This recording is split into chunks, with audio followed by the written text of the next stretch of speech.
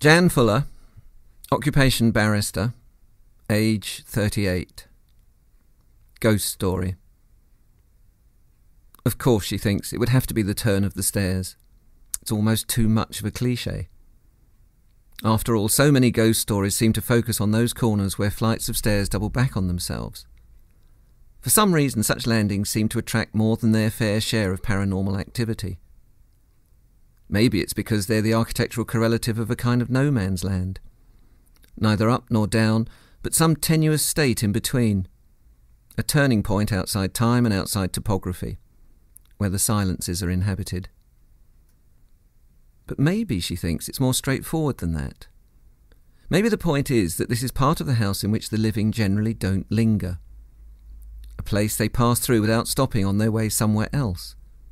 A place where they're always thinking about what they've just done or are about to do. Never about who and what they are. And that means there's more room there for the dead.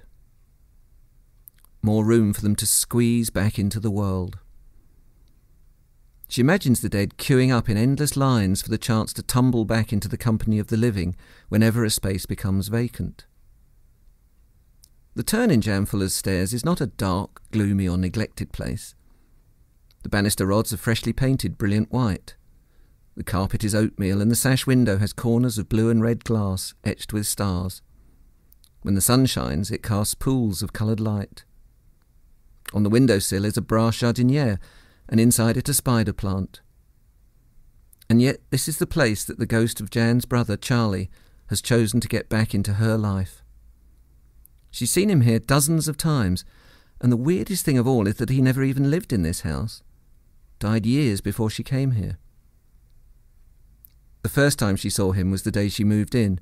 The removal men had left, she'd made up one of the beds and was heading down to the kitchen for the stiff gin she'd been promising herself for hours. She'd almost reached the bottom of the stairs when something made her look back. She registered a momentary flash of a white face, golden curls. Her heart thumped with surprise, but she was pleased to see him, glad that he'd decided to move in with her. There was no sign of him when she went up to bed, nor for the next few weeks, but she always had the comforting sense that he was there or thereabouts. She next saw him as she came out of the bedroom one morning and glanced down at the window to check on the weather. There he was, too insubstantial to form a proper silhouette.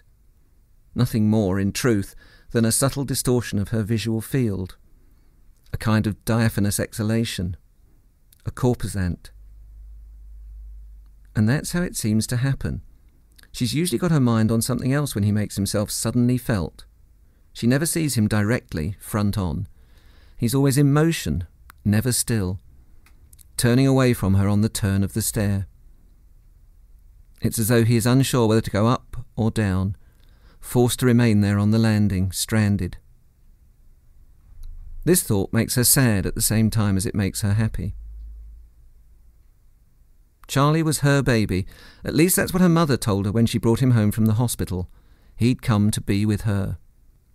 Her job from now on would be to help look after him. Years later, her mother confessed that she'd worried about the effect that bringing Charlie home would have on Jan, who, after all, had been an only child for 6 years. But, said her mother, there wasn't the least trouble. It was like you took the idea that he was your baby, literally. She took possession of him, bathed him, dressed him, rocked him in his cot, sang him to sleep.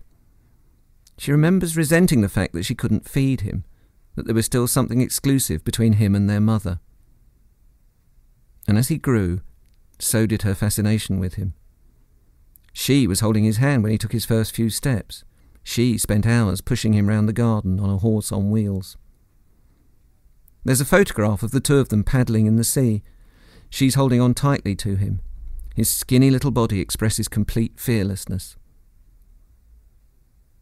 When he died, she refused to be consoled. The loss of him was so utter, so contingent that the whole world seemed crazy to her. Still does in some ways. Jan has told friends and family about these visits, and she's not surprised at the scepticism and concern they show. After all, no one believes in ghosts. Of course they don't.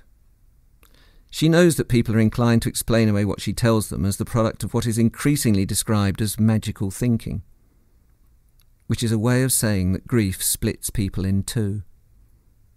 Their rational half knows that the dead don't come back, but the part of them devoted to magical thinking knows that it makes sense to keep the dead person's room the same, just in case they need it at some point in the future. At the same time as the intellect knows that it's all over, the magical thinking part has not given up on the possibility of an imminent miracle.